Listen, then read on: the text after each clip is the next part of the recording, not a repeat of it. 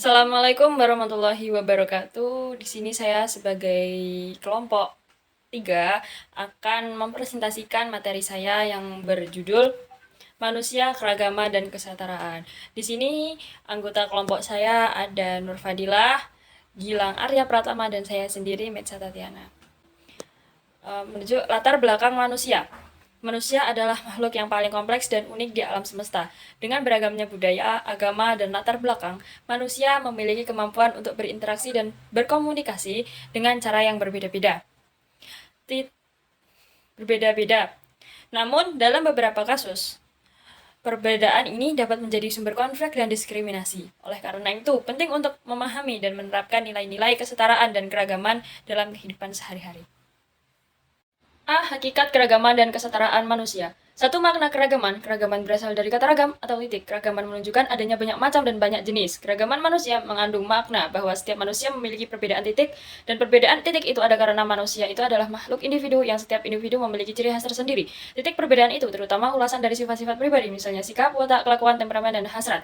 Kedua, kesetaraan manusia. Kesetaraan berasal dari kata setara atau sederajat. Kesetaraan atau kesederajatan menunjukkan adanya tingkat yang sama. Semua diciptakan manusia dengan kedudukan yang sama, yaitu sebagai makhluk mulia dan tinggi derajatnya, kedudukan atau tingkatnya. Yang membedakan adalah tingkat ketakwaan manusia tersebut terhadap Tuhan.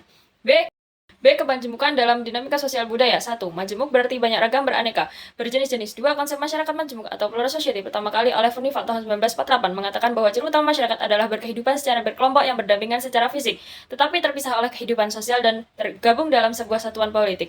3. Usman Pelis tahun 1989 mengkategorikan masyarakat majemuk di satu kota berdasarkan dua hal, yaitu pembelahan horizontal dan pembelahan vertikal.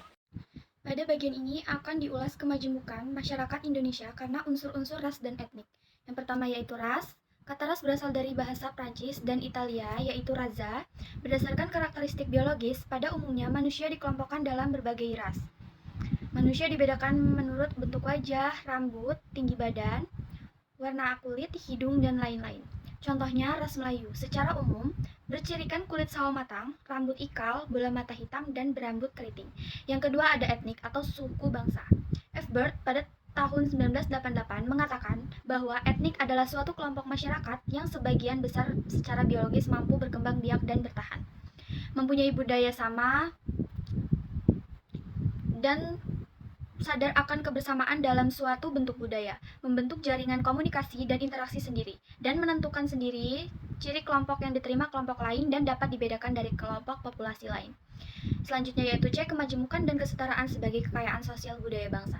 Hampir setiap pulau-pulau di Indonesia memiliki etnik yang lebih dari satu. Di Papua ditemukan kurang lebih 30 suku.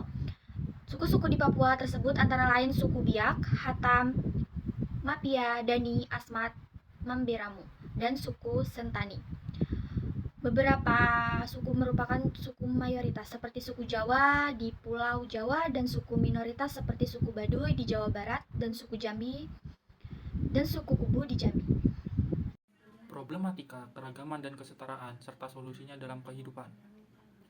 Faktor penyebab diskriminasi adalah permasalahan yang ketat dalam kehidupan, permasalahan ekonomi, tekanan dan intimidasi, serta ketidakberdayaan golongan miskin. Masalah kesetaraan serta solusinya dalam kehidupan. Kesederajatan atau kesetaraan adalah suatu sikap untuk mengakui adanya persamaan derajat, hak, dan kewajiban sebagai sesama manusia. Indikator kesetaraan adalah sebagai berikut. Adanya persamaan derajat dilihat dari agama, suku, bangsa, ras, gender, dan golongan. Adanya persamaan hak dari bidang pendidikan, pekerjaan, dan kehidupan yang layak. Adanya persamaan kewajiban sebagai hamba Tuhan, individu, dan anggota masyarakat.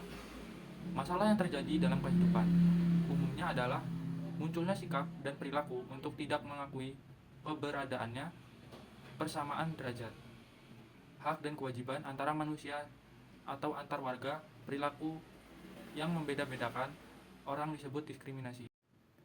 Hal-hal yang dapat dilakukan untuk memperkecil permasalahan yang disebabkan oleh pengaruh negatif dari keragaman, yaitu pertama, ada semangat beragama, kedua, semangat nasionalisme, ketiga, semangat pluralisme, keempat, semangat humanisme, kelima, dialog antar umat beragama, keenam, membangun suatu pola komunikasi atau interaksi maupun konfigurasi hubungan antara media massa dan harmonisasi dunia.